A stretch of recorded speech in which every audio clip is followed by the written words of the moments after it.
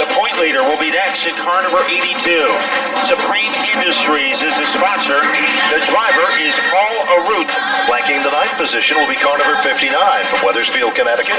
The Clement Motorsports machine wanted to give a shout out to Tyler Trott and Frank Latois for helping to get back into the competition. Here is the student body machine, car number 3. It was built by students from Westfield Tech in Massachusetts.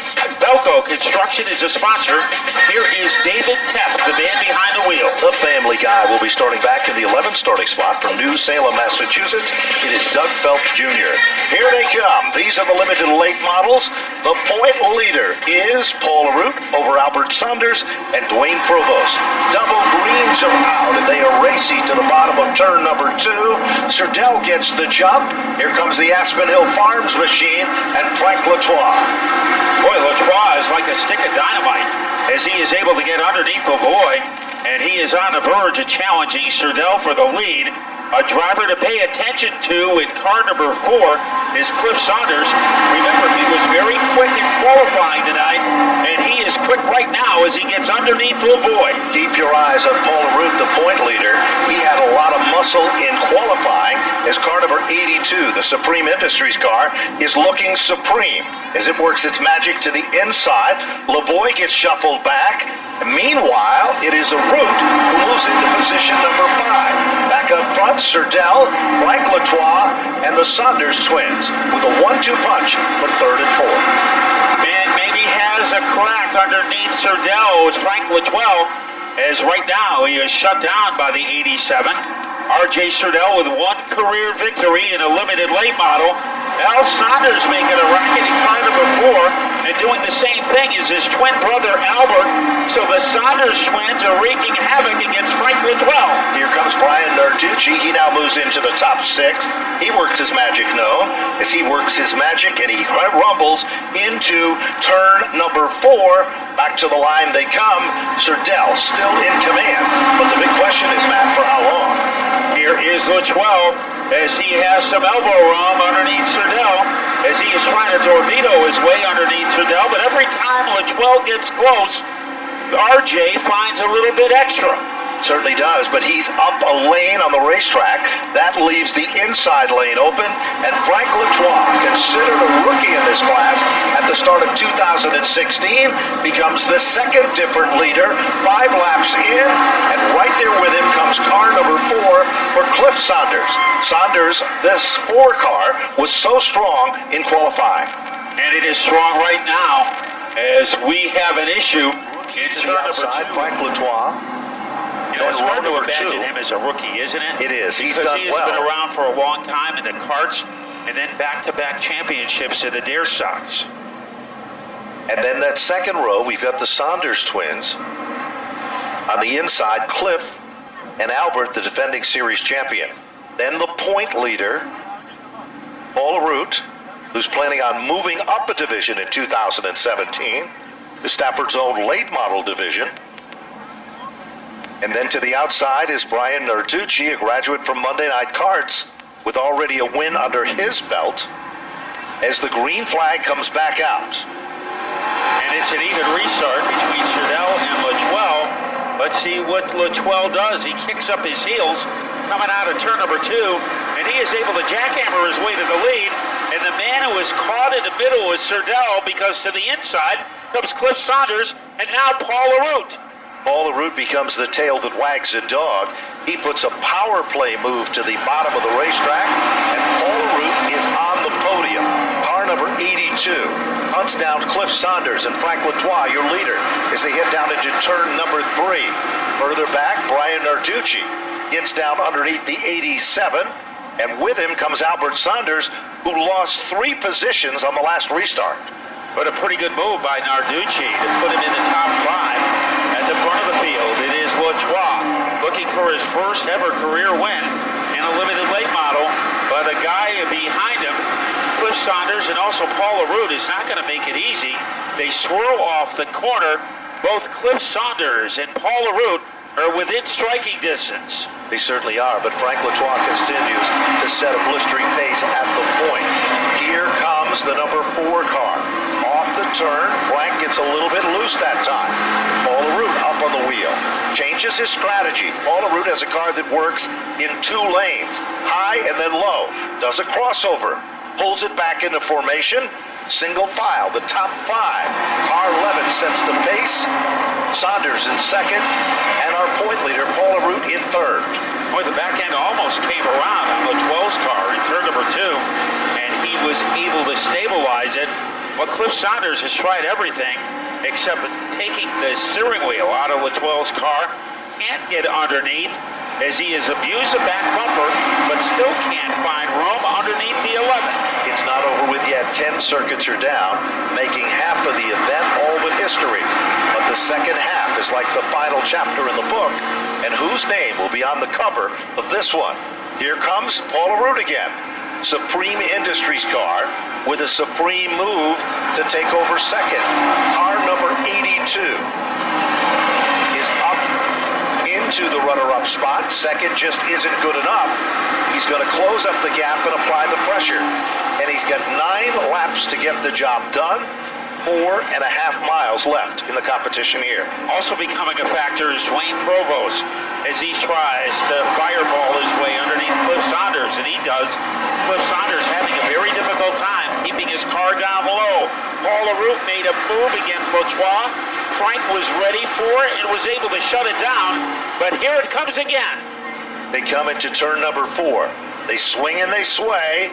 But at the stripe, it's still Frank Latoil by inches over Paul LaRue. Turn 2, same story again. Side-by-side racing, power move. Pedal to the floor and then some. But just as Paul LaRue takes the lead, third place man in the point standings, Dwayne Provost, has come out of the shadows, and he is going to be a factor. 6 circuits to go. And Dwayne was pretty quiet for the first half of the race, but is starting to make some noise now. And Paul LaRue is able to pull away. So Dwayne Provost was able to pose a threat, and LaRue was up to the challenge. And Brian Narducci has come to life. He's among the top 4 cars, as now Albert Saunders is applying the pressure to him. Leader still remains car number 82, the Supreme Industries car. Out in front, trying to hold off all the opposition. Provost is still in second, Frank Latoil in the 3rd spot. Brian Narducci is 4th, and Albert Saunders, defending champion, sets in 5. 4 circuits to go, Matt. And Paul LaRue leading by the length of an ironing board over the 88 of Provost.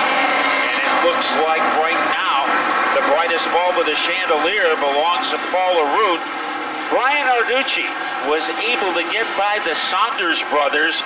Do you think he can infiltrate the top 3? Looking for his 3rd podium of the year, and he has gotten a lot stronger in the second half of the race, so he might be able to battle the 11th for the number 3 spot on the podium. He certainly is giving it his all, as this time when they come off turn number 4, there'll be 18 circuits in the record books, 2 laps to go, 1 mile left. It's been a come-from-behind effort by Paul LaRue. He gets by the slower car of Doug Phelps without any difficulty. So the lead continues to grow against Dwayne Provost. It is Latoil who has pulled away from Narducci. Now Albert Saunders is closing in on the 28 car. White flag one more time around, and things look good for Paul LaRue. There's no question about it. Paul LaRue is on a roll here tonight. A car that they nicknamed Frankenstein because it's got parts from a whole bunch of other cars in to create the magic. They come off turn number 4. Double flags are out. Supreme Industries. Paul LaRue continues his quest for a title with another victory here in Stafford. Dwayne Provost to finish in the runner-up spot. The 82 car in a hurry to congratulate Paul LaRue on a pretty dominating performance tonight. They certainly did. Now direct your attention to Napa Victory Lane with a very ecstatic winner, Paul LaRue. Let's go down to the gunner, John Gates. Okay, Paul LaRue jumps out of the beautiful number 82 car. Paul, man, you absolutely had to earn this one. Coming from 8th spot, you had some high passes, some low passes. You looked really good out there. That was a blast. That was so much fun. I got to thank my crew. we weren't that good in practice, or the car was good, but we knew it wasn't enough, so we wrenched on it for the second practice of the heat, and things hooked up and now, but we got a car that's just going to dominate the rest of the year. It's so fun. This car is awesome.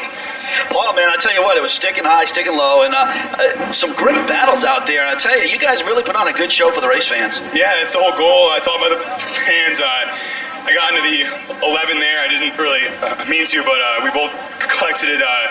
It's fun out there. This division is awesome. These cars are so close. We raced awesome. So it's so fun. I can't thank my whole crew enough. Rick, Steve, Mike, Tom, Everett. They are this whole team. Like, they wrench in this car like everything, and without them, I can't do it. My sponsors, Premium Industries, they're awesome. Gavin and Nate, just a couple employees here tonight. Got the yeah, it's awesome. I'm pumped. There he is, Paul LaRue. Congratulations, man. Good run in that limited late model main event. Let's talk to our second place finisher. And boy, what a run for the 88, Dwayne Provost. And Dwayne, the 88 car was really tough tonight. You had to really battle your way to get to second spot. Yeah, I got shuffled kind of back to the rear in the beginning.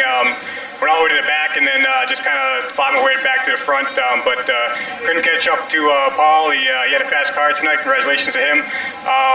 Just one spot short of where I wanted to be tonight, but second place, I'll take it. I finished a few times there this year, and look for. I made a few bad decisions past 2 weeks, and hopefully in the setup, so hopefully everything's working out right now. How about some sponsors on it, 88? Yeah, I want to thank Michael Ficini, Ficini Law Firm in Springfield, good friend of mine, and for sponsoring me. And of course, my brother Derek helped me out. Really appreciate all the help. That's my entire crew. So there he is, Dwayne Provost puts the 88 car into the runner-up position. Let's talk to our third place finisher, Frank Latois. Frank, man, I'll tell you what, the 11 car had him covered for a while. Good run tonight. Good to see you up front racing with the leaders. Yeah, it's nice to be on the podium a couple weeks in a row here. It's hard to hold off these guys who are 3 times faster every week in practice. But put a couple sneakers on it this week and it woke it up. I mean, we're making strides every week, so that's all we can ask for. Now, Frank, the 11 car's looking good. How about some sponsors? Yeah, we got Wild Thing Carts, Jet Electric, KG Kino Memorials, CT Tents, VAP Automotive, Gavel. I think I got them all this time, actually, but I'm going to leave it at that. There he is, third place. Congratulations, man. On the podium again, Frank Latois Jr. Back to the tower. Well, congratulations goes out to those folks.